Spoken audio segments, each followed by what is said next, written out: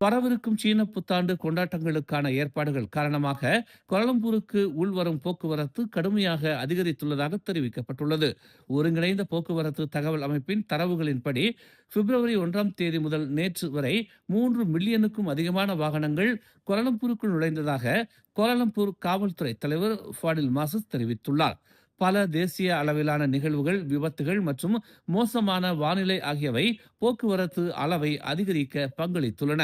பண்டிகை காலத்தில் உயிரிழப்புகள் மற்றும் போக்குவரத்து நெரிசலை குறைக்க காவல்துறையினர் ஓப் சலாமாட் 25 அறிமுகப்படுத்தி உள்ளதாக ஃபாடில் மாசஸ் தெரிவித்தார். ஹாட்ஸ்பாட்களில் குறிப்பாக ஷாப்பிங் மால்கள் மற்றும் பிரதான நுழைவு மற்றும் வெளியேறும் இடங்களுக்கு அருகில் கூடுதல் பணியாளர்கள் நிறுத்தப்படுவார்கள் என்று அவர் கூறினார். போக்குவரத்து கட்டுப்பாட்டு காலங்கள் உச்ச நேரத்திற்கு அப்பால் நீட்டிக்கப்படும் என்றும், மேலும் அதிக திறன் கொண்ட சந்திப்புகளில் போக்குவரத்து விளக்குகள் நகராண்மை கழகத்தின் உதவியுடன் அளவீடு செய்யப்படும் என்றும் அவர் தெரிவித்தார். விபத்துகளை உடனடியாக நிர்வகிக்கவும், நீண்ட போக்குவரத்து நெரிசல்களை தவிர்க்கவும் அவசர கால மீட்பு குழுக்களை நியமிக்கப் போவதாகவும் அவர் கூறினார். மேலும் செய்திகளை தெரிந்து கொள்ள தமிழ் மலர் இணையதளம், தமிழ் மலர் செயலி மற்றும் மலர் டிவி யூடியூப் சேனலை வலம் வாருங்கள்.